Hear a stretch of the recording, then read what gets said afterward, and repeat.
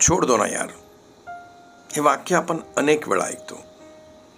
आपले मित्र, आपले नातेवाईक, आपले आईवडील जेव्हा आपण एका विचारामध्ये गुंतलेलो असतो तेव्हा ते वाक्य आपल्याला सांगतात.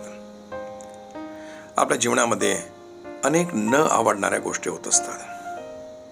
कोणीतरी आपला अपमान करतो, कोणीतरी टाकून बोलतो, कोणीतरी आपला वाईट करतो, कोणीतरी आपलं प्रमोशन हिरावून घेतो, कोणी आपल्याबरोबर भांडतो, कोणीतरी व्यक्ती असे शब्द बोलतो की जे विसरणं शक्य नसतं, ज्या कारणामुळे आपल्याला मानसिक तणाव होत असतो.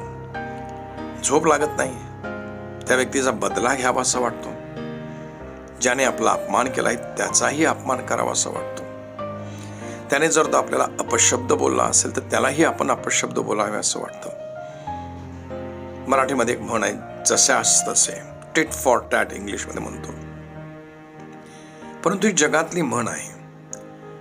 जर आपण असं केलं तर आपला मानसिक तणाव वाढत जाईल. आपला भूतकाळ आपल्याला बदलता येत नाही, परंतु जे घडलं ते विसरण्याचा आपण प्रयत्न करू शकतो. कठीण आहे पण शक्य आहे. जखम जेव्हा वाढते तेव्हा त्या जखमेचं व्रण राहतं, त्याला आपण असं म्हणू शकतो मार्क राहते.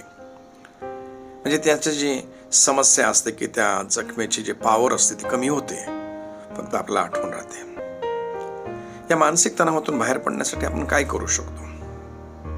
त्या व्यक्तीची क्षमा करू शकतो, त्याच्याबरोबर उघडपणे आपण बोलू शकतो, त्याला पत्र पाठवू शकतो, मेसेज करू शकतो.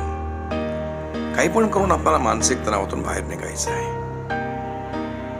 जो हुआ उसे बदल नहीं सकते. छोड़ दो ना यार, चलो आगे बढ़ो.